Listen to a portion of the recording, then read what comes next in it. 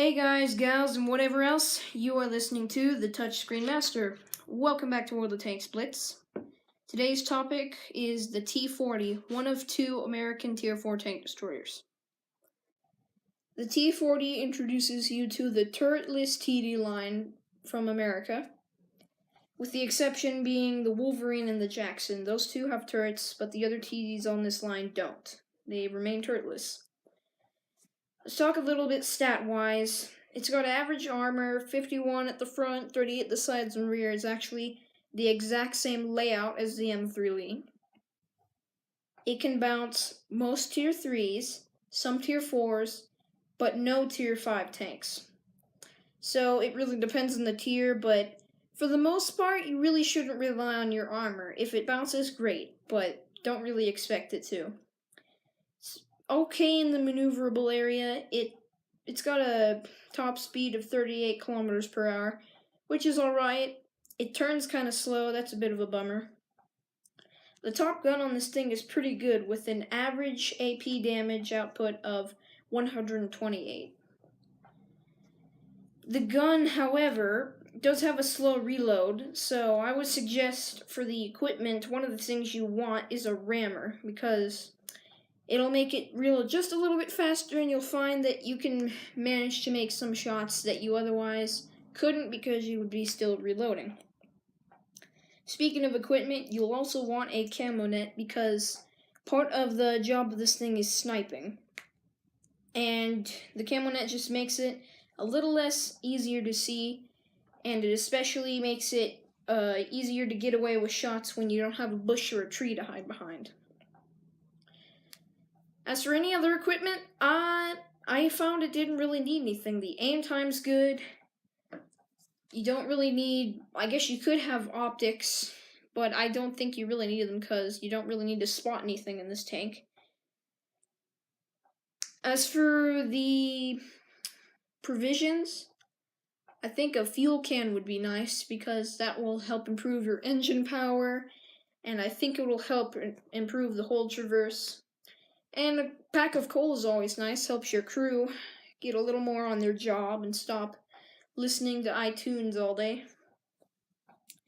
So this is really an aggressive support tank. You gotta stay back at the beginning of the match and then move up when your team does.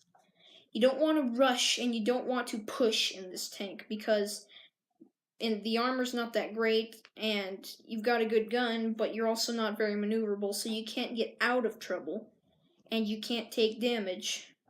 It's pretty much just suiciding if you rush in this tank. So let me expand a little on this. When you start a game, you want to let your team go forward into wherever they want to go, and you just want to move to a good sniping position where you have a good view of everything, and you want to sit there and let your team do their business, go rush forward, and let them spot for you. Because at the first part of the match, you don't want to be seen at all. You just want to hang back because you don't have armor, and if you're spotted, most likely you're dead. If you get spotted, you want to move, find cover quick, and try not to get spotted again. But if you're not, what you want to do is see from the position you're in if there's any targets that don't have anything between you and the gun. If they're just a clear path for a bullet to fly out of your gun and into them, a couple of targets lit up like that, then you've probably got a good sniping position. So you want to stay back there for a while and help your team, supporting them with your sniping fire, take out tanks. And prioritizing is nice, going for the bigger targets with better guns, or the quicker maneuverable targets first. Once most of them are done, or if your teammates are in a bit of a trouble, then you want to move forward and help out your team. You want to move with your team. You don't want to sit in the back like a toaster tank. You don't want to sit in the back the whole match. You want to move up with your team.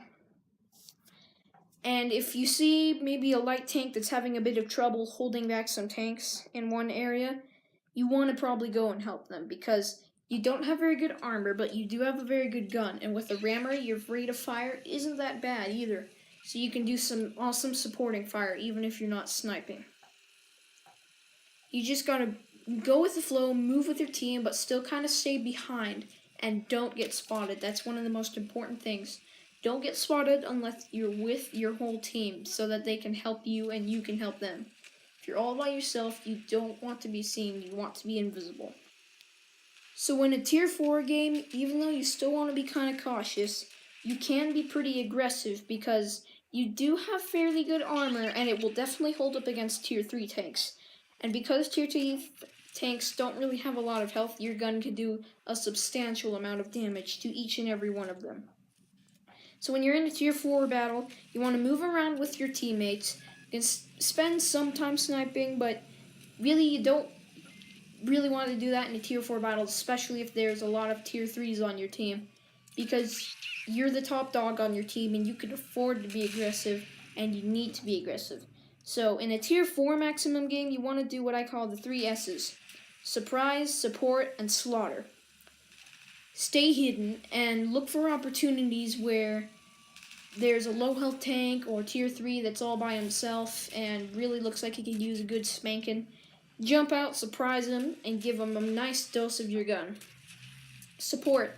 If you see any tanks that are in desperate need and are kind of dying in the corner, make sure the flank doesn't fall apart. Go and help them. Whether you snipe or close range, it's probably better if you're at close range, because then you can probably block some shots as well as dish out damage and make sure you hit, because that's the thing about this gun. It's got 0.41 dispersion, which isn't really ideal for sniping, but it works. And while you're sniping, don't be surprised if a good amount of your shots miss. The funny thing though is that even though it's got a reasonably bad dispersion, you can do quite a few good snapshots in this thing, which is kind of hilarious and kind of good at the same time, because you need to do snapshots sometimes to save your team's butt. And really, you in a tier 4 game, you can be very mobile because you've got a good gun, and in a tier 4 maximum game, your armor's decent enough. It'll hold up. I said before that you really don't want to trust your armor.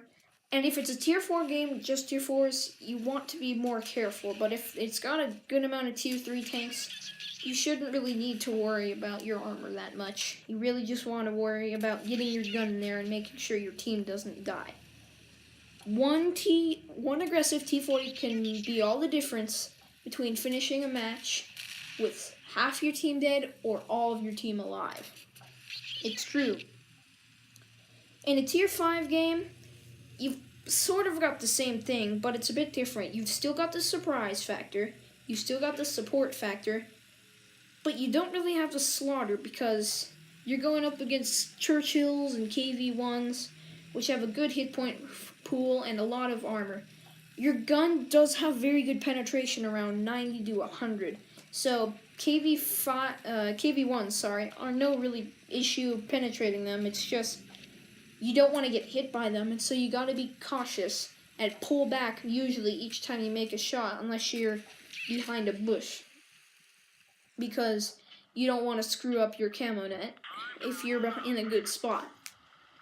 And what I really focus on a tier 5 battle, especially if I'm one of the only, if not the only tier 4 in the game, is really focus on support, because you can be all the difference between saving a poor Crusader's life from certain death and making sure one flank doesn't fall apart.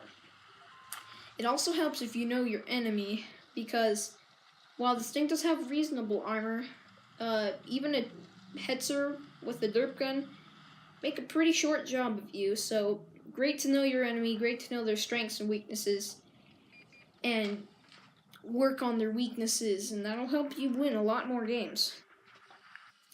I really like this tank, and at first, I actually absolutely despised this tank when I first had it. And I think the reason was sniping really is part of the way this tank plays, and with the second to last fully upgraded gun, it's got 0.47 dispersion, so almost a 0.5 dispersion, and you just can't snipe with that kind of accuracy. And so it makes it all the more harder with that kind of a gun. And so it was really about grinding the guns. Maneuverability isn't bad, and the grind doesn't take that long. It's just the guns. When you get the Top Gun, it's so much better. The Top Gun doesn't seem to improve that much. Just a little bit quicker rate of fire, a little less aiming time, a little less reload time, but the what's it called? The penetration is actually a lot better and will really help you kill a bunch of tanks. But it's also the fact that the gun does its full output of damage and has a less dispersion. It actually has a lot less dispersion. It goes down 0.06, which is actually quite a bit. So it's still not an ideal tank for sniping, but because that's kind of what you have to do, it does get the job done. And once you've got it fully upgraded, it's a fun tank to play. And it's a great tank for preparing you for the rest of the line. But if you play it, you're going to have fun, especially because I would say this is probably the more difficult line because it's the bigger and slower tanks and you really have to know how to play these. Anyway guys, thanks for watching and I will see you on the Blitz Zone.